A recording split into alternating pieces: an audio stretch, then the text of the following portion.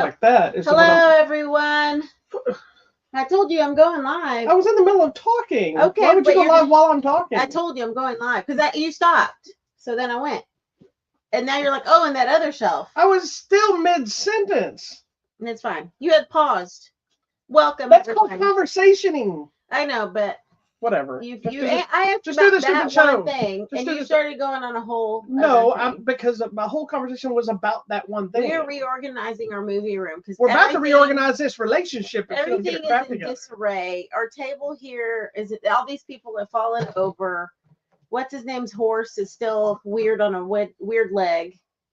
I don't think you can see Godzilla because the weird cube of death there is going to get us. I started watching all of these movies again, and I really liked the original movie having that weird, they did the effect where they basically reversed the film of his skin coming on and off. It's really cool. Anyways, I just liked that for that time period how it was. It doesn't matter. Move forward the show. Hi, welcome to this show, this episode. Set me now. Sorry, Hollywood Matrimony Live. We have a lot to talk about, so let me stop. We have stupid matching shirts too. Yes, what are these shirts from, babe? They're Celebration Japan. Nice. We were supposed to go to Celebration Star Japan. Wars Celebration. We started planning it like 2 years or 3 years, whenever they announced it. We started planning to go. We started thinking about it. Well, no, we had started planning to go back then. No, we started planning back then.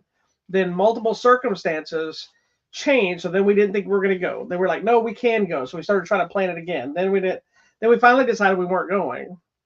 Then last year we started saying, oh, we had another thing kind of come up. Maybe we can go. And then we realized we couldn't. So that's what turned into our Paris trip that we went on. We ended up doing that instead. So needless to say, the long planned, hopeful Japan trip didn't happen, but the event still happened because they didn't stop it just because I wasn't going. Which they should have. They should have been like, Bobby's not coming. Why are we having it? Why are we doing this? So it happened last week or whatever, but Amazon was like an official sponsor of them, and so they had some of their regular stuff. I'm wondering if they're going to have any of their other merchandise on May the 4th, but we'll see. But they do still have some of these shirts. They have some hoodies.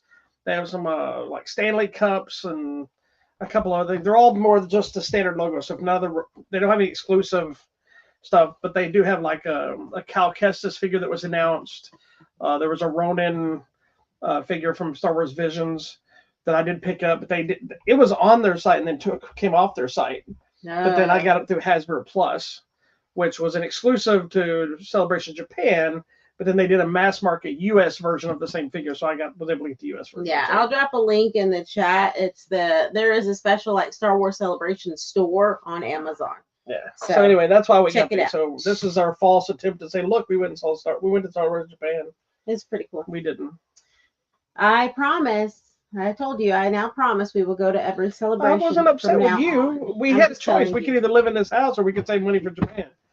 Japan seems more important. No, see, I think can y'all see Sabine? Living every single day as opposed to 3 days was more important. Well, fine if you're going to be like that. Moving on. Okay, let's talk about talking of Japan. Let's go to Japan with our first movie. Here we go. This is the Batman Ninja versus Yakuza League, and this is part 2. So make sure you see the first one, which was just Batman Ninja. Wow. Okay, when did this one come out and the new one? I don't have the information. Wow. It's in my review, but I don't have my review. You're just not prepared today. Baby. Well, I didn't know you were going to ask me this question. Well, you should know. Right at the top. Okay, so Batman Ninja. Watch this be the one time I didn't. I didn't put the year. 2018. Oh, okay. So it was a while back. Yeah, well, the animation would take a lot longer. Yeah, plus, on something like this, I'm sure they waited to see how well it was going to do. Yeah, because this is more of an anime. It's way more chaotic. It's not your normal. This is one of those Elseworlds Batman books, but not in the context. If you don't know what Elseworlds is used to be. I think most of them were just Batman, and then they start expanding the rest of DC universe. But they used to take Batman and put him in different timelines. So there's like a Batman Zorro, Gotham by Gaslight, which when Batman was hunting Jack the Ripper. Yep. There was a lot of different variations of Western and whatever.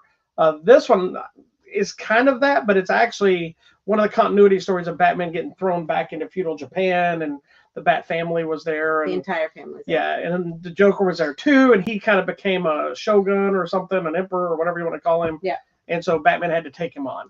There you go. So this new film is a direct follow-up as where they get back to the proper timeline is affected things, which as well it should. Yes. So one of the things I time thought, travel without the yeah. So this time now they're taking on a new Justice League of sorts, but they're this Yakuza League. There are different variations of them, but they're in the present day timeline instead of the feudal Japan timeline. Yes. So I think I thought it was a good contrast. So the original movie is fantastic, complete with mechs and all kinds of stuff that you can see in animated. Cool. It's ridiculous.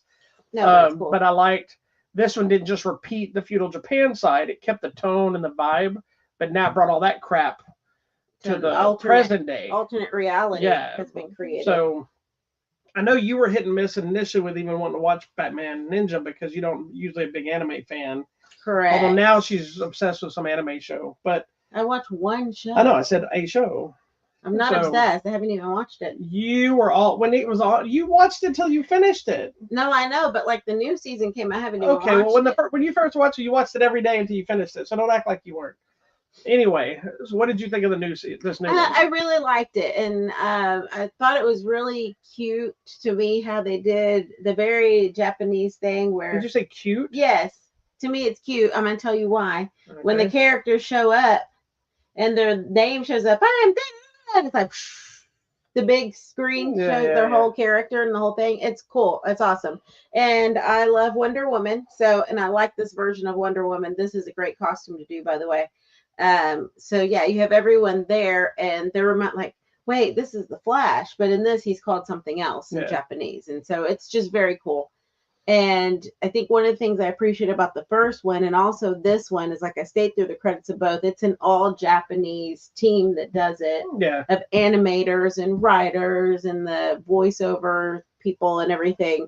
I didn't particularly like Batman voice in this one. I liked the first one. He's the same guy, isn't it? Is it? Because he came through like very like. I thought it was. I thought it was different. It sounded. Different. I agree with you. He did sound different. He sounded different. Maybe it's the same guy. Is it Yuki? Because the first one, no, he's Robin. Batman. Koichi Yamadera. Koichi Yamadera. Was he in the first one? That's the first one. No, that's the second one too. No, I'm reading it from the first one. Okay, that's. But it's also how many years later, so maybe he was trying to do a different voice between what he was in feudal Japan and what he was when he came back. Maybe so. Like. Or maybe he wasn't happy with his other performance and was trying to tweak it. Oh well, it doesn't matter. It was good, but I appreciate that they actually took the time to actually make it a Japanese production. I don't think they took the time. I think it was one of those that somebody, a Japanese production thing, probably pitched it. I don't know. I loved it. I just don't want us to be trying to do something that they already do really well.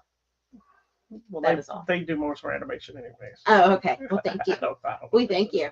That's how it used to be. Good. I don't know if it's like that. It is fantastic. I'm a fan of. I'm not as big of an anime guy as I used to be when I was younger, but it wears thin on me sometimes because I get tired of everything. And it's not like that now, but I'm going by the few things that I try to watch, and I usually back up because a lot of it was always like the big cutesy stuff. Then the mechs had to be in there, and then a weird creature. And so, I like the Studio Ghibli stuff, but I don't know if that's really manga, Japanimation, whatever you want to call it, as much. But I'm not really into the stuff. But I do love these movies. I think they're creative. Really I think it's interesting how they fuse the genres together. They make it still feel like it's Batman in the DC universe, while still making it feel like it's something completely different and new that you haven't seen. And I really liked this one. I think more, just because I enjoyed seeing the classic, these other classic characters in different iterations, and this movie felt like it had a purpose, whereas the first one felt like it had a purpose, but they're just trying to get back. Yeah, the sequel didn't feel like just rehashing, is what I mean. Right. I don't mean to bash the first movie. I mean this one felt like it was. They're still trying to. It had a reason to exist, not just let's make a sequel. But right, yes. Because if you do a timeline stuff, usually it affects things. Right. And so this was a creative way of affecting it while doing something completely different. Mm-hmm. So they're two different films while it's still very much being very similar in their tone. Yep. There you go. So yes, it's awesome. You need to watch them because they are cool. Where would I watch this? It's currently available now on Blu-ray, DVD, 4K, blah blah blah. Ah, well there you go. Do we have one? Aren't we giving one away? Mm-hmm. There you go. We're also giving one away. I just haven't announced it yet, but so we'll know. I thought you were going to tell us that. You always say. I didn't, but I wasn't going to. I was going to surprise them, but I guess we're not. Well, if you go to our website at HollywoodMatrimony.com, we have a copy to give away as well. There you go. All right, next movie. She's off the rails today. We're gonna be rolling. She's just doing whatever she wants to do. She doesn't care about anything. All right, tell me about this movie. This next movie is a movie about black exploitation and white power and laziness. Is it? No, it's none of those things. Sinners is a new movie from Ryan Coogler, who did Black Panther. He did Fruitvale Station, Creed. So this is another collaboration with Michael B. Jordan, but he loves Michael B. Jordan so much he put him in there twice because he plays twin brothers, Smoke and Stack, and it's a movie that is a cross between the main story is there's two brothers are trying to build this juke joint, which if you don't know what that is, it's like a little club, but it's usually for like black people during Prohibition and Jim Crow and all that kind of stuff, and they're trying to put on this big party. So most of the movie is that.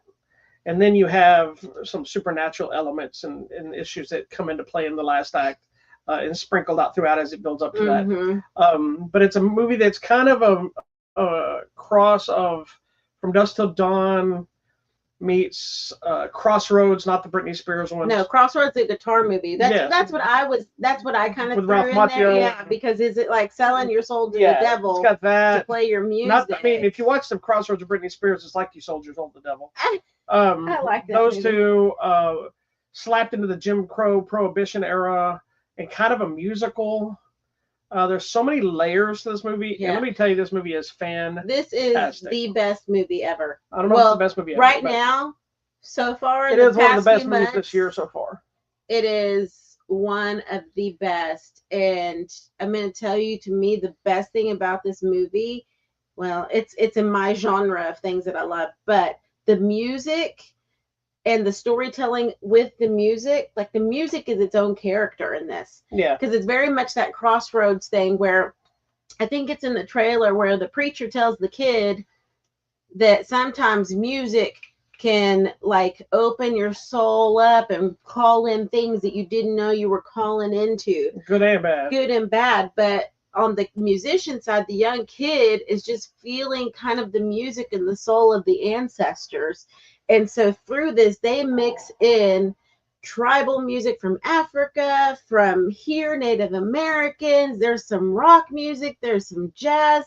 There's kind of like that bluesy, what's the guy, Jimi Hendrix vibe. There's like so much music weaved in and out of the story. And there's this one scene where they're in the juke joint dancing and you feel the vibes. Yeah. And there is so much music weaving in and out, and you see kind of the characters and the vibes. And I was like, it's a scene that this was unexpected. Could have gone horribly wrong. Yeah. Because it doesn't fit the vibe of the whole movie. But then when you start realizing what it's doing, thanks in part to the narration they keep with it, it is probably one of the most brilliant scenes of the movie. Because it's we've been using the music as she says, but it's tagging on the past, the present, the future, and I was into this, and all of a sudden I would love to see how they shot that scene just in general. I was like, this is the most amazing thing. So the majority of the movie isn't even this violent supernatural horror action movie. It's the music. It's putting together. Well, no, most of it's not even the music. It's most about them trying to start them putting together this thing and gathering the people up. So you're getting to meet these characters. You're kind of learning of their past. You're learning of their issues. You're meeting people like Cornbread, you know, and they bring in this white girl, that's Haley Steinfeld, and you find her connection. You have this other lady that's kind of a voodoo type. You find out her connection until you get them all in the same place, and then it feels like you're pulled into this party, and you're actually having a party with them before things start going off the rails, and then it sprinkles in a little bit of the racism stuff, which I thought was interesting because they bring it in, but then they kind of dismiss it, right? They kind of be like, they solve it with money, and then it seems to be gone, and you kind of forget about it, right? And then somebody else mentions something about it that you're like, okay, well, whatever. That's not really important now because this has gone on a different rail. Yeah, it's got a whole nother thing. There's no way we got to deal with that. That's not even a problem anymore. But they make a point to go back to it. And to me, I felt like the final sequence of the movie is almost pointing out, kind of like we always talk about in Walking Dead and stuff like that, where like the most dangerous people are just the normal people. The humans. And it kind of, after all the stuff they go through, the thing that the final scene they have to deal with has nothing to do with that. And it's probably, it's the realism of that that's more terrifying than what they're really dealing with. Mm. At least that's what I took from it. Yeah, I think too, the supernatural nature of the hate that's being perpetrated against Black people was an interesting way to tell the story of, because that's the crazy thing is now, no matter if you're a person or a creature or whatever in this movie, the black and white thing is still there. And I'm like, really? Even with the monsters or whatever, we're still going to hate each other. But I thought it was such a good metaphor for telling that story of hatred for people you don't even know. And you're just judging them by what they look like. And these people, you know, that one sleazy guy that he's like, oh, there ain't no KKK here no more. Yeah. And I'm like, dude, you are. And I like too that they it was just so they stuck to some old school rules for the characters. I'm purposely being vague and not telling you about the supernatural stuff on the off chance you're one of the people that don't know. You need to And the reason I say that because the trailer kind of tells you. It kind of tells you. But there were plenty of people at the screening we went to before it came out that were like, I had no idea what this movie was going, where it was going. They just saw Michael B. Jordan, and the line was around the mall, the theater. Yeah. But people knew who was in it, who directed it, and of course this is a cultural movie. Yeah. So I'm glad because this movie is killing at the box office. I'm really glad it's doing so well. Good. Because it's also pointing out something that's been a long time fight in Hollywood, which is you would have thought things like Black Panther would have got over it, but they also use that as the Marvel engine and not just the minorities. But there's been a long-term thing of thinking women and people of color cannot lead a Hollywood movie that people will pay to see in a big way, right? And when it does come out, they always look for an excuse of, well, it wasn't because of this, it was because of this. So like Black Panther was this massive hit. It was kind of, even though it wasn't the first black superhero movie, it was probably the biggest. But then they, instead of recognizing that, they do, but they still say, but it was also part of the Marvel engine, so it probably would have done well no matter what, you know. And then they sometimes they ignore the fact that Wesley Snipes paved the way for that with Blade years ago. Yeah. So when this movie came out, I saw an article talking about how this is, once again, Coogler has made a point that it's a predominantly black cast. It is, which I love. And it's not a stereotype cast. It's not them playing characters that you normally make them play. It's leading the charge. I'd say it's an original story, but it's kind of borrows from a lot of other things, but I'm totally fine with that. I'm here for it. And it showed that they could still do that. Just like Crazy Rich Asians did the same thing. You know, it was pretty much predominantly all Asian filmmaker cast, everything, and it destroyed the box office. But where's our sequel? Mm-hmm. You know? So anyway, get away from all that. It's a fantastic What are you doing, movie, dog? Come here. and you need to watch it. That is all I'm going to tell you. She's so weird tonight. She wants to go out, I think. She's going to have to wait. I know, that's what I told her. Anyway, Sinners is fantastic. It's only been out for a couple of weeks because we didn't end up doing a show last week after we had seen it. It was Easter, sorry. Or did we see it the week before? I don't know. We'd seen it that week. It doesn't matter. It was a good Easter film. Yeah. But if you haven't seen it, definitely go see it, because I think this is one that should be seen on a big screen, loud sound system because of the music. And it is one of my favorite movies this year so far. There you go. You need to check it out. It's still in theaters. Making money. Okay, next. Hold on. My head's killing me. This is another one that I really enjoyed watching. I love when we get these little random movies out of nowhere that I've never heard about. This is The Wedding Banquet. And I love that main guy. You would know him most recently from the Saturday Night Live. Yes, but I was thinking about Wicked. Yeah. He's a Saturday Night Live cast member. And then you have the other lady from Star Wars. Last Jedi. Yes. There you go. Hold on, sorry. Now, I think I told you that this is a remake or reimagining. Did I tell you that already?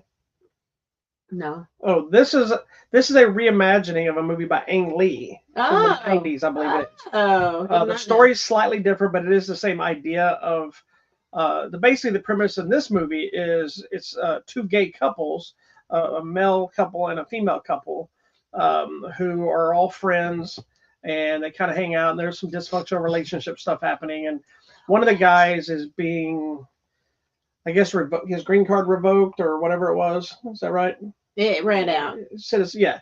And so he basically he asked one of the ladies if maybe she would marry him. Right. To try to stay in the country. Right. And then chaos ensues.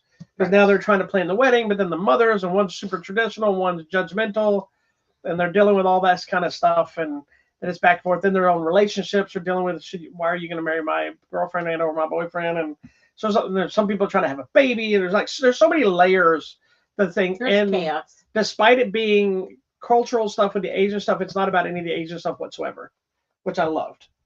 Except for the one kid who has a very traditional. No, I'm saying the traditional stuff's there, but I'm saying the movie isn't going, this is an Asian cast movie. Oh, yeah. It just exists. Yeah, it doesn't have to be. Yeah, they could have completely changed the cast and made the same movie, but I love that. But I like that they did it this way. The original movie, I believe, was a gay couple who were dealing with a similar situation, and they decide their secretary or somebody at the company is who they tried to marry. So it's a slight twist on the same story. Gotcha. There you go. So, what'd you do? Whew, so many things are happening. Like you said, it's a little bit chaotic. And they all kind of live in the same house, in a guest house, and the guys are together, girls are together, but then this one wants to break up that one doesn't want to get married, but he wants to get married, and she wants to have a baby, and the other one doesn't really want to. And then the mom's like, I'm so happy to have a gay daughter. Don't do it, voice. That's racist. I was just saying that. That's what she said. I'm so happy to have a gay daughter. But you're doing it with an Asian. Sorry. That's exactly what she sounded like. She's so cute. And then the other grandma's like, oh, no, this is unacceptable. So there you go. Sorry, that's what they sounded like. I wasn't trying to be rude. I really like this movie. It's so fun. I can't wait to watch a Cheech and Chong movie. Go ahead.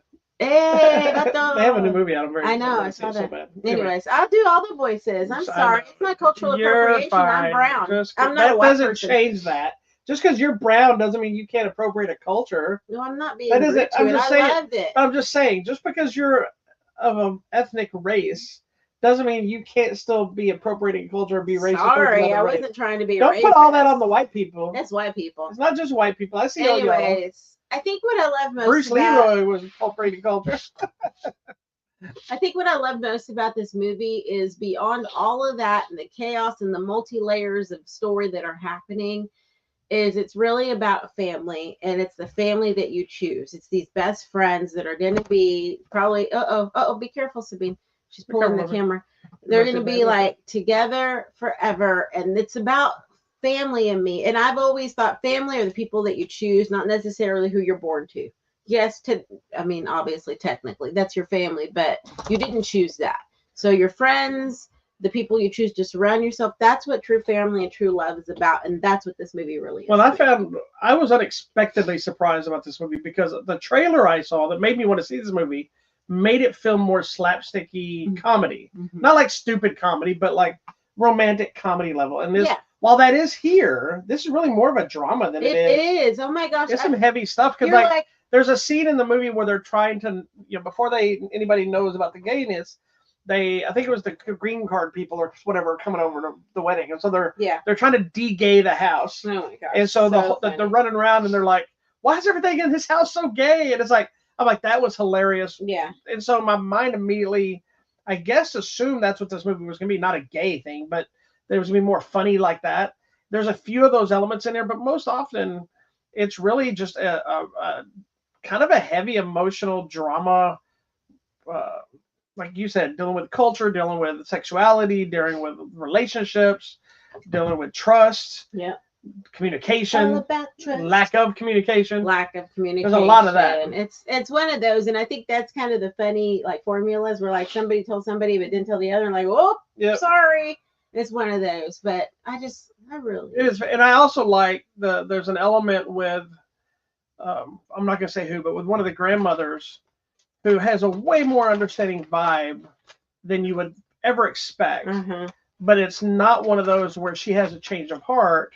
It's who she is. So instead of being an asshole all the time when it finally gets to the point where she kind of gives her opinion and she sees the truth, she's like, what is wrong with you? You know, she's not just going, oh, I understand, but that's not what we do, which is what happens in a lot of these kind of movies. And so I really appreciated that. There you go. I was going to say something else and then I lost. Oh, it is totally, it's funny, but it is a drama. And it was one of these movies where you just sent me a link and you're like, just watch this movie. Yeah, I do that often. Context. Have no context of what it's about. And then at the end of the movie, I'm over here freaking crying about these people and their little lives. I'm like, this is such a good movie. And then I also worry that things like this, people aren't going to see it, and they need to see it. It gets lost in the mix. Because it's such a good little film. Y'all need to check it out. It says it's still in theaters. Yeah, it's in limited release or it's in theaters. So check it. You can finally go check it out. It might be on digital as well too. I don't know. Maybe. But I need to share a link to the. You're one of those people that want to see different things and not the same old crap all the time. Yes. There you go. Please do. If you're not willing to go see those things, then shut up about it. Oh, we just watch your next sequel or remake or whatever. 5 part 15. Even though this is a remake. Yeah, I know, but it's brand new. Yeah. All right, moving on to a sequel. This was all about me, the accountant too. I'm an accountant. You're nothing like this accountant. I want to be this accountant. Oh, Lord. There's another one of those took a long time for us to get our sequel. My gosh. I think it was 2016 when the first one came out. Please see the first one before you see part 2. Yeah, you need to see it. I mean, you could understand the new one without it, but it would lose something because what I will say is interesting is if you don't know the accountant film, this one, the movie is about a guy who's on the spectrum. And as the movie unfolds, and he grows up, you realize he is an actual accountant. It's not a trick thing, but he's an actual accountant. He's good with numbers, and I want to say he's almost like autistic type. I don't know if he's a math savant. Is that what they say? Yes, okay, he's a savant. I know they said he had something else that was kind of a bigger terminology that I don't remember. But, yes, there is a thing. But then you find out he's also kind of an assassin of some sort. So it has some big twists. So the first movie is darker, a little more straight-laced, serious. There's some twists and turns based on like who he works with, what he does, who this other character is, and blah blah blah. So one of my big fears when getting a sequel is like the characters I can see having a sequel, but what else can be revealed? What else can be done to make it work as well outside of the action? Yeah. And I think that was part of the problem of why it took so long to get made, is them trying to figure out that element. And they probably were fighting with studios and everything else because I think it came out through a different studio. So in The Accountant 2, you're catching back up with Ben Affleck, who plays the accountant. John Bernthal, who plays his brother, he is like a mercenary, gun for hire type ex-military character that works for different organizations. So he's violent in the same in skill, just like Ben Affleck, but they have completely different life personalities, obviously, because one's on the spectrum, one is not. So I think with the second one, it's they're brought back together. This time they're still dysfunctional, a little bit, but it kind of changes the tone of the movie because now it becomes almost like a Lethal Weapon type action movie instead of just this dark, grittier, serious tone. It means it's got some laughs. We get to spend more time in seeing Ben Affleck's character deal with society stuff, dating, trying to incorporate into the real world. You get to see his brother pick him, their banters. This movie, I think, would work almost as well without the action, just watching these two guys together. Yes. But it still has some great action in it. I agree. And I think, too, the cool There's not as much accounting in this one. Yeah, which that kind of bummed me out because I really loved the first one. He was doing taxes and audits and all sorts of fun stuff. I think what I really liked about this one, adding the brother in, is now you see that, yeah, Ben Affleck's character has autism and stuff, but his brother's not 100% there either, through some other trauma. Yeah, he's off, not like his trauma. But it's interesting. He's more of a PTSD type trauma. But if you go back to the first one, their dad raised them. Who was a military guy. Yeah, the same-ish, but he always put it on his brother to take care of Ben Affleck. Yeah. And he didn't necessarily need that. No. And so he grew up thinking it was his job to take care of him. And then you see from the first movie to the second movie, they lose touch the same amount of time that the movies have been separate. And he's like, is it because you're how you are? He's like, there's nothing wrong with how I am, because there is nothing wrong. They don't connect. But he's just like, is it because of your autism you don't care about me, or do you just not care about me? And so I thought that was the great part of the story, is that deeper level of them trying to reconnect. But if you remember back to the first movie, the whole upbringing and the fighting. Well, there's an interesting line in the movie that kind of culminates that entire mentality of saying, you know, he's trying to express his caring for his brother at one point and love, and he's telling him, he's like, my brain doesn't process things the way yours does. Mm-hmm. So it kind of is finally, so his brother, I think, is finally saying, oh, well, nobody told me that. That was kind of the understanding, you know, like he knew that, but he needed to hear it, you know. But what I thought that the interesting uses of dealing with some of this stuff is, like I said, is his very matter-of-factisms. But there's a great spot. It's kind of a throwaway scene, but it's really more of a character development for those two and more for him at a country western bar. Mm-hmm. And first, it's the interaction with a girl who finds Ben Affleck attractive. And the brother is kind of the comedy of, he's entertained by watching him struggle. He's like, he's happy. Look at his brother's his lady likes him. You know, it becomes like a real brother love moment. Yeah. Where, but, you know, she's asking him, this isn't a spoiler of the movie, but she's asking him, you know, what song he wants the band to play. And he just says one random song first. He's like, Metallica. Well, he says something else first. And she's like, oh, he goes, Enter Sandman, Metallica. And he looks at his brother like, huh? And she's like, I don't think they're going to play that. And so he walks away. He's yelling. He's like, dude, why didn't you say? He's like, she asked me what my favorite song was, not what song she wanted to hear, because that's how his brain works. It's, you ask me a question, I'm going to answer the question, not the answer you want. But then it shifts into him shifting into those numbers and the counting to learning how to line dance, which becomes a funny moment, but an understanding. Say, oh, you can see how he's developing it's just that. Counting. Yeah, he's watching it. And he's like, so he goes and dances with the girl. And I think it's one of the few times he has like a real smile. Yeah. Because I think he felt for that few moments, he feels like he belongs. Yeah.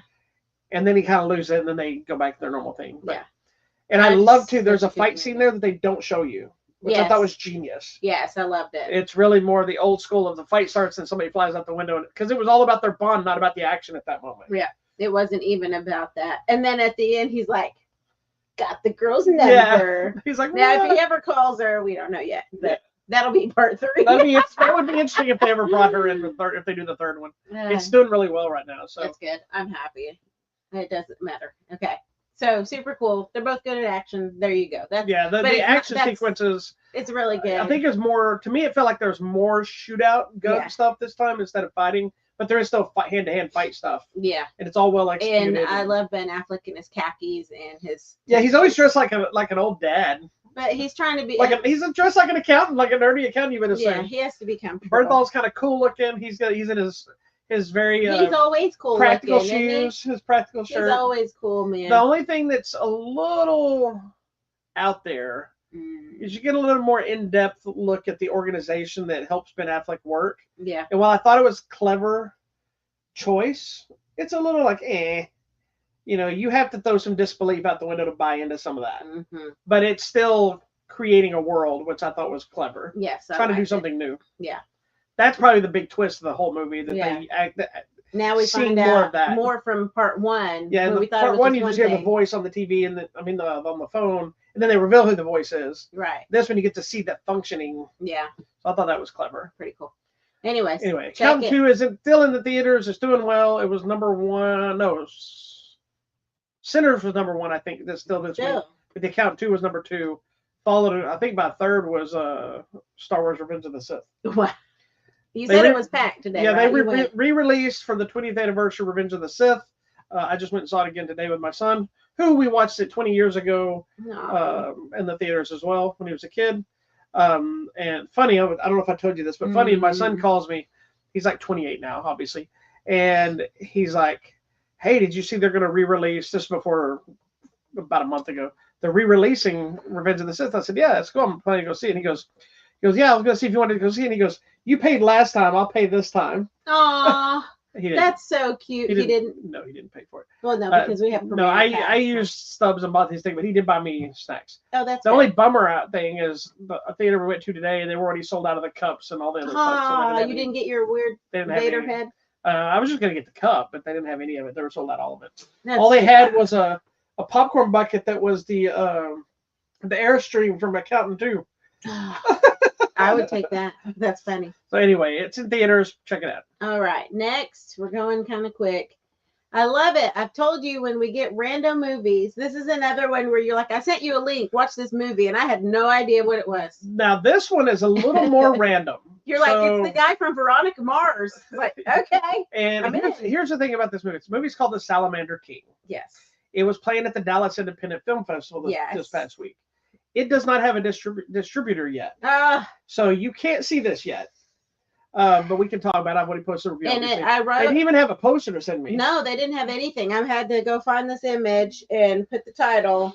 And I saw that it was some guy from Dallas. Yes. Who's the screenwriter. Here's the actual golf course that he went to. And this sign is in there. And it says Swingers Welcome. And they're like, oh, it's a cute, funny joke. And in the movie, he's like, if they have a red bow on their bag if they're swingers. Like, oh my God. And then you see it in the movie. But this was actually based, when he wrote it, it was loosely based on I looked it up. There is a golf course in Austin. Did he work there? Is that what it was? I don't know. He based it on that. But there are a lot of city-owned municipal golf courses. Yeah. And if you don't know, if you've never been to Austin, Texas, the motto for the city of Austin, Texas is Stay weird. Because it is weird. It's a very eclectic group of people. If you ever go there. A lot of art, music. A lot of artsy stuff. Got a big music scene. It's very LGBTQIA friendly. It's a college town. There's the bats you're not bats. There's a whole thing where in the summer you can go see the bats come out of the caverns. Here's what's funny is that's the spot of Texas that is the most not Texas. Yes. From what you think Texas is. But it's very much Texas. And there's barbecue. They have good barbecue. Because that's where the capital is. Yeah. There's a lot of ranches in Austin. Yeah. It's like everything you think of Texas is there, but there's also everything you don't think of Texas is in Austin. And they did a really good job in this movie to highlight a lot of the hangouts and things like if you go to Austin, these are I saw a lot of people post about like they saw this shop or this store or this thing and this club or whatever in the background. Yeah, it's a really good movie. Anyway, so I didn't know much about the movie either, other than the cast, and so they asked if I want to see it. I said, yeah, absolutely, I'll watch this. And I like him, Ryan Hansen. So I basically the movie is like a smaller version of Caddyshack.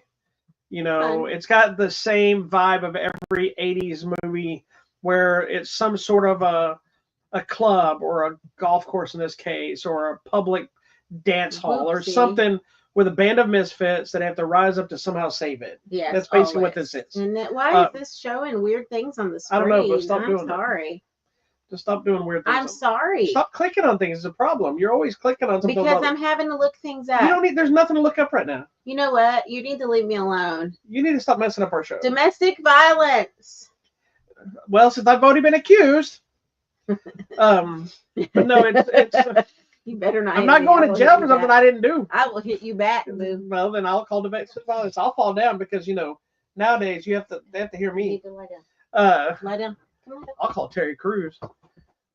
So anyway, but it's in regards to story, it's about this ragtag bunch of people that run this municipal golf course, and there's always a rich bad guy that's coming in to try to take over or close it down. They got to hold some sort of event to raise money. That's what this movie is, basically. And I used to love these kind of movies all the time. You don't see these as often. But back in the 80s, every other movie was this. Like Breaking 2 Electric Boogaloo, that's what that movie is saving the youth center, and Caddyshack, and all these things. So it's that vibe, and this movie actually is really fun. It is a lot of fun. It's silly, it's goofy, it's fun, it's got heart, there's some romance. My favorite character is the groundskeeper guy that kills the fox or the coyote or whatever. Go shoot coyote. He very much reminded me of Bill Murray from Caddyshack, but not in that kind of. It's the middle of the day. There's a children's golf lesson going on, and he's just out there with the coyote rifle shooting out on the golf course, and he's out here in the middle of the day, and there's kids. But what's funnier though is the black lady comes up and she goes, "Oh, got the coyote." Yeah. He goes, "Yes, ma'am." Like nobody even blinks about that. And one guy's like, "Did you put a fox in?" He's like, "No, it's not a fox. It's a coyote." Oh my gosh. It's a fun movie. It's a movie that I think it's nostalgic in tone of anybody that grew up in that era of films, but it's also because it's not the kind of thing you see as often, it almost feels original. Yeah. You know what I mean? Even though it's not wholly original, it is original. It's that kind of weird vibe. Yeah. But and there's nothing on the page. I'm gonna go leave. No, there's not. That's what I'm saying. They don't have distribution yet. There's one review. I'm gonna go leave a review. 2 screenings at Dallas Independent Film Festival. Yeah, and it's a good now I'm sure it's making a festival circuit trying to find somebody to pick it up because it's a fun movie. I think too. It has that crazy cast of characters. Except not even the main cast. There's like the people that had like Sir Richard. Yeah. There's a whole group of the LARPing people. There's a whole group of like just hippies that come and hang out, have bonfires at night, and they're like, yeah, whatever.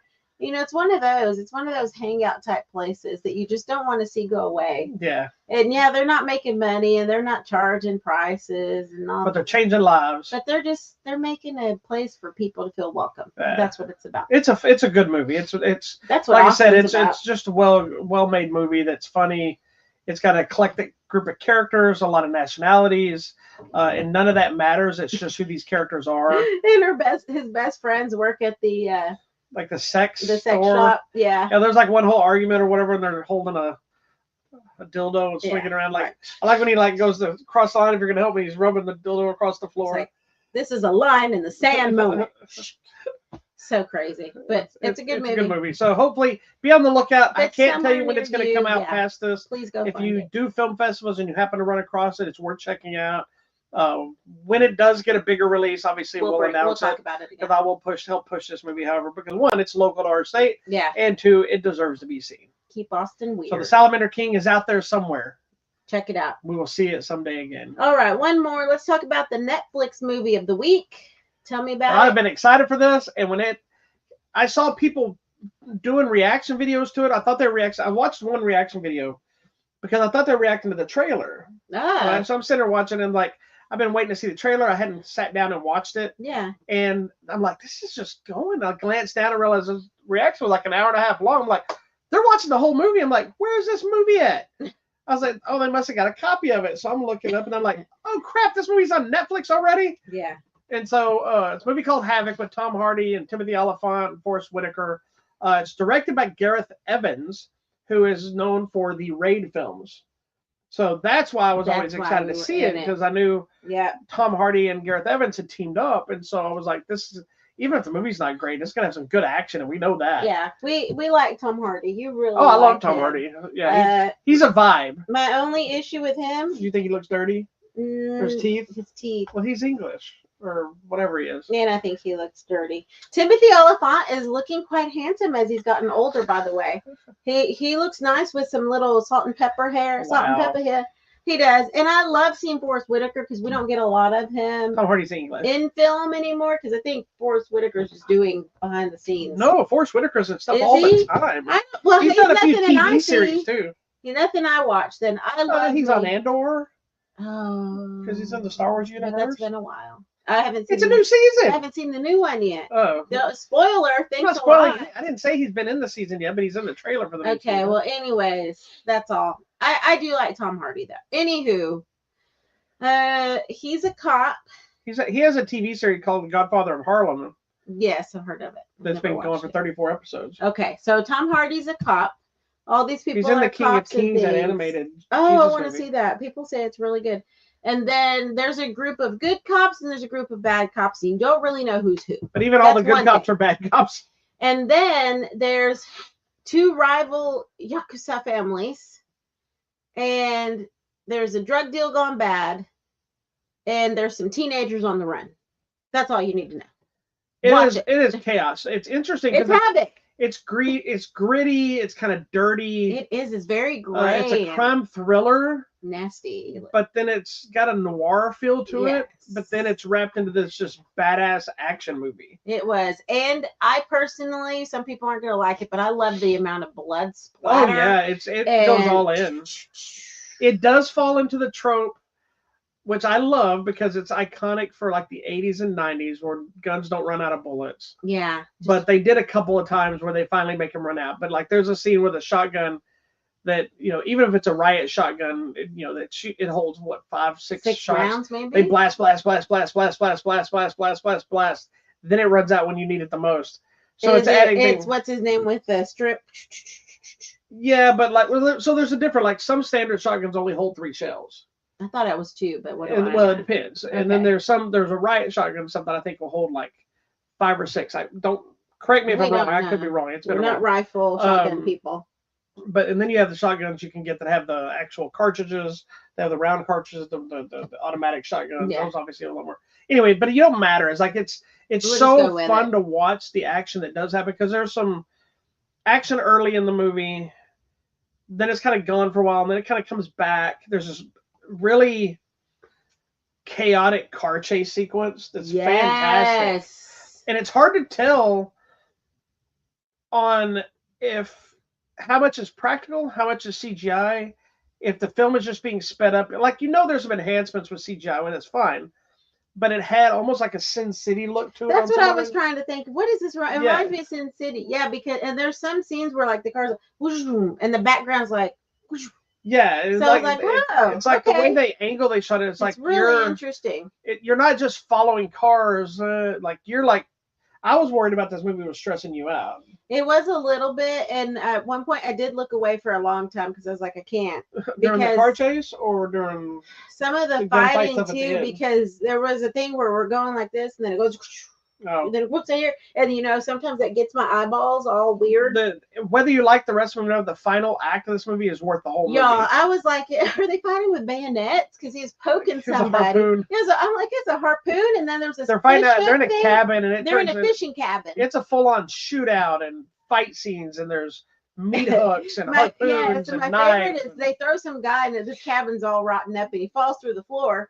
Well, then later, some guy's popping out of the floor, and I'm like, what happened? I guess he wasn't dead. It's just... That was a different guy, because they were crawling underneath the cabin. It was a stressful shootout at the end. It was so good. It was a really good movie. It was rapid-fire gunfighting, and then people betraying each... Oh, my God. I love this movie so much. Yeah. This might... So good. Even though this was a Netflix movie, this movie might sit on one of my top 10. I don't know if it'll maintain the top 10 throughout the year, but it might sit there just because it's Gareth Evans and Tom Hardy together, and it's badass action, and it's a movie that didn't really feel like the normal trope of a Netflix film. Correct. But I love that it's a Netflix film. It should have been on a big screen. Yeah, but it's probably one of the things. And I could see them doing other movies in this world if they wanted to. Yeah. You know. Yeah, I agree. But anyway, Havoc is streaming now on Netflix. If you haven't seen it, you're looking for some good action flick, check it out. All right.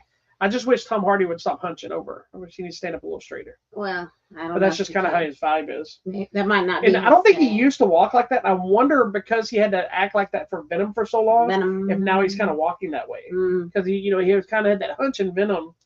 But I remember when he was in Warrior and some of these other ones early on, even Star Trek, he was standing up straight. I wonder if this one, because he's so beaten down. Because he's in Star Trek. He has a whole personal life going on, issues. What? Personal life issues going on in this movie. Oh, I thought in real life. I'm like, no. Tom Hardy keeps his private life private. No, it should be. You know he's in Star Trek though, right? No, which one? He's in. Oh yes, he's the Picard clone. Nemesis. Yeah, Nemesis. He's the Picard. That's clone. The one I like. Which they should have made Picard play that part, but whatever. That was before anybody knew who Tom Hardy was. Okay. Anyway. Tell me what's coming out. Oh, on the Blu-rays and stuff. There's a variety of things. So the movie Nora is finally coming out on Blu-ray, DVD, whatnot.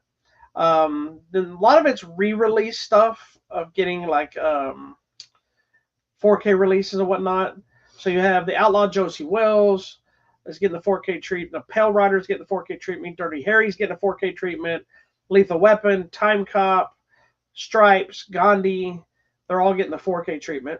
The Star Trek movie is Star Trek Section 31, which is the spin-off film with Michelle Yeoh's character from Discovery. It was originally on Paramount Plus. It's got released to 4K and Blu-ray and whatnot. The Andy Garcia movie, Things to Do in Denver When You're Dead, is getting the 4K treatment. That's pretty much it. It's all just a lot of re-release, at least for what I'm seeing here. Well, coming out at the theater or on the line. So this Tuesday, coming out on video demand and digital. In case you missed it at the theater, the movie Drop. We talked about that 2 weeks ago. The one where the lady keeps getting these airdrops on her phone. It's like, kill your date or else your child dies. So that was a good one. There's a ton of things coming out on the line, but I can't spend a lot of time there. We got to talk about Wednesday. Do we need to talk about Wednesday? Yeah, Wednesday, April 30th, there's a Netflix movie called Extraterritorial. And it's this lady whose son is inside the U.S. consulate, but he vanishes. But what they don't know is she is special forces, and she's going to find him. Also coming out to Netflix, a new animated movie called The Rose of Versailles. And Thursday. You gotta throw through purses. I know. I don't know why that's that. Oh, Thursday is already May. On Thursday, May 1st, coming to Prime Video, Another Simple Favor. This is the follow-up to the movie A Simple Favor with Blake Lively and Anna Kendrick. So make sure you watch the first one before you watch the second one. And they're both directed by Paul Feig. There you go. Coming to Netflix on Thursday, there's a new series coming out, The Four Seasons. It's couples. There's 3 couples that come together every year for vacation, and one year they find out one of the couples breaking up. So this show follows the 4 seasons of their lives, technically. So 4 years or 4 vacations coming after that, and how now it changes the weird friend dynamic. Because I think when a friend couple breaks up, you're like, which team am I on? Well, there's also the thing of the one friend thinking that people are on somebody else's team. Like, we lost a friend that way, assuming that we weren't going to be friends with them anymore because... And it's like, but we wanted to be friends with you. Yeah, and then we're like... This one. And then somebody else was like, well, we can be friends with both of y'all. Like, there's no big deal, but... It's like, it's fine. But this show has a fantastic cast. Tina Fey, Steve Carell, I think Coleman Domingo. Coleman Domingo's in it. Will Forte, I believe. Mm-hmm. It looks great. I read an article that Tina Fey and Steve Carell became close on the show. And it was like she was, I think, too nervous to ever really talk to him. Aww. They've known each other forever, but apparently she finally got over herself and they've become really good friends. That's cool. I love that. Coming out on Friday, I know this is what everyone's waiting for, the new movie Thunderbolts. So this is the next Marvel movie. A Marvel movie, but what do I need to watch to know about Thunderbolts? So if you did, yeah, I know you know what I knew before figuring it out. Okay. It's really if you're marathon people like us, that when you go to see a new movie, you want to marathon most of the stuff.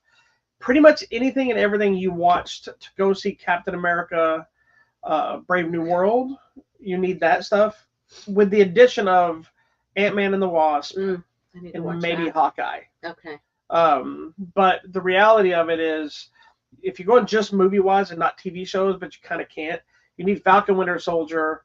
You need Hawkeye for Yelena, and you need Civil War. You need the whole Bucky saga to go into some of it. I'm saying if you really care that much. This girl. Yeah, that's Ant-Man and the Wasp. Okay, which is Ghost. To watch that one. I haven't seen that. Black Widow movie gives you Yelena, gives you Taskmaster. Then you need Captain America, Falcon Winter Soldier TV show, because that gives you Falcon, Bucky, and U.S. Agent. Yeah. Then you also have Valentina, which is Julia Louis-Dreyfus, and she was showing up in all those later movies. So that's kind of also Red Guardian and all them from Black Widow. So it's really that same, like, I'm really only going to watch Ant-Man and the Wasp because I didn't really watch that for the next one. I agree. Oh, the last one you need the Incredible Hulk too, but you don't need that for this one. So anyways, but watch what you need to watch. It's been hearing good things about it. Okay, be prepared. Also Friday, coming out online on video demand and digital, there's a movie called Room 6. It's a motel clerk who gets curious about strange occurrences happening in this room, and they decide to investigate, and that's always a bad thing. Don't, just let it go. And Rust is actually coming out now? Yeah, coming out to video demand and digital, the movie Rust. It's the Alec Baldwin movie. That's the movie where he killed, or he was accused because his gun killed somebody. The gun that he used was not properly set. And killed the camera lady. Yeah, so that's coming out on the line. Sorry. And also there was something else. Salvable.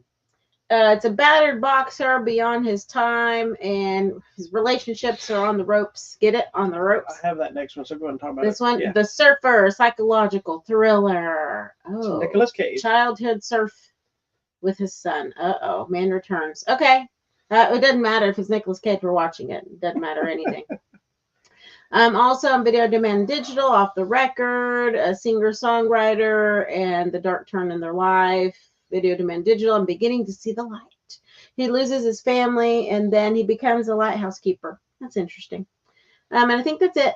But really, I think the big one is Thunderbolts. Everybody's going to be watching. It'll be interesting to see how it does. Accountant and Sinners holds up with Thunderbolts. Yeah. I think Thunderbolts is going to be one that it's got a weird vibe of, you know, you're dealing with people that have kind of lost some hope in Marvel because some of the movies that didn't connect the way they wanted. You're dealing with a cast of characters that are not the mainstay characters, but they're ones that have been through a lot of, yeah. I like that's what made me excited to see this. Yeah. These are also characters I think are going to become part of the Avengers at some point, because there's a whole thing with Thunderbolts and an asterisk. Yeah. So, and then there's even a vibe in the trailer where they're like, they're Thunderbolts, and he's like, you can't call us that. They're clearly going to shift that in some fashion. I love that guy, by the way. Love David Harbour. So fun. He was Hellboy. I like his Hellboy movie. It didn't do very. Anyway, something else he's done. I think it feels like it has another grittier tone, like Winter Soldier and that kind of stuff, which I like. I don't know how I'm gonna feel. I'm not a big fan of the villain character they're using. That you don't even know who it is. So no, I don't. Don't tell me. Even if you read who it is, you wouldn't know who it is. But I think they've been doing a really good job to not tell everybody. That's good. We already know, anybody that has been following the casting and everything else. It's not a secret. But I don't know. I'm not a fan of the character anyway. But I've already figured out from the trailer of what version they're going with. Mm-hmm. So it'd be interesting to see that dynamic. But also be interesting to see how this movie plays or leads into Avengers Doomsday that's coming up, because a lot of these characters, when they released that trailer of all the chairs, there's some of the characters from this movie or chairs are there, but they said that's not everybody, so they haven't released. Oh my gosh, that is like the hugest cast. Yeah, they haven't released all the chairs yet, so we'll see how that plays out. I already have a theory on how Fantastic Four is going to play out to lead into Doomsday, because it's in the 60s, so it can't really be a sequel, but I have a whole theory. Okay. So we'll see. This is like Saw all over again, where I need like a long piece of paper so I can just track who's who. Not really, because Thunderbolts obviously takes place after all this other everything stuff. Else. But it's going to be like, how does that play into whatever? And they can't, with the character that's in the movie that we don't know. Well, yeah, I can say from the trailer, the character Bob. Yes, that I don't know who Bob is. You don't know, but even if I told you, you wouldn't know, so it doesn't matter. But those of us that know who Bob is and who Bob is going to be, it'll be interesting how they play him, or if they're going to put him in the other thing. I can't imagine he won't play a big part somehow, just because of what the character is. Okay, tell me what's. Tell us our giveaways. We got some giveaways. We got a bunch of new stuff in there. So we got some new 4Ks. We got the Outlaw Josie Wells from Clint Eastwood. One of his probably most popular, outside of like the Unforgiven and Good, the Bad, and the Ugly. I think usually the Outlaw Josie Wells comes up in the conversation a lot. We got Batman Ninja versus Yakuza League. We have my personal favorite Clint Eastwood Western is Pale Rider. Wow. Probably before it was probably Unforgiven or Good, the Bad, and the Ugly, but finally watching this movie, I'd never watched it from beginning to end, but the context of this movie, and I think this is probably my favorite Western he's done. Wow. It's also the most nuanced and vague, and I think that's why I like it, because this is what I was telling you, that has some religious undertones to it, and a lot of leave it to your own brain. As long as it's not Horse for Sister Sarah. Oh, I've seen that thing 20 times. You don't dislike that movie because of the movie. You just like it because it's been on. My dad would watch anytime it was on the TV. Just let it play. Oh, that's my dad too. My dad, if any Western, my dad used to turn on, if he was channel surfing. It's like you watching any stupid musical or any stupid girly thing that you just turn and you're like, oh. And you get sucked into watching it. That's how my dad was Westerns. Whether it was Bonanza, whether it was a Rifleman, whether it was one of the movies, whether it was, it didn't matter what era movie, it was just stop on Western. My mom does that too. Like How the West Was Won, which is like 50 hours long. I hated Westerns for years because of my dad. Yes, I love Western now, and I don't think we get enough good ones My anymore. Favorite Clint Eastwood is still Gran Torino. Oh. Okay, continue. What else? We also got a copy of Sonic Sonic the Hedgehog 3, which is part of the franchise that is way better, has any reason to be, and they're so such fun movies. And then we also got copies of the Western Clint Eastwood Dirty Harry. That's fun. The original film that started the franchise. And we got some digital copies of Captain America Brave New World. There you go. Well, that's it for us, folks. Thank you so much.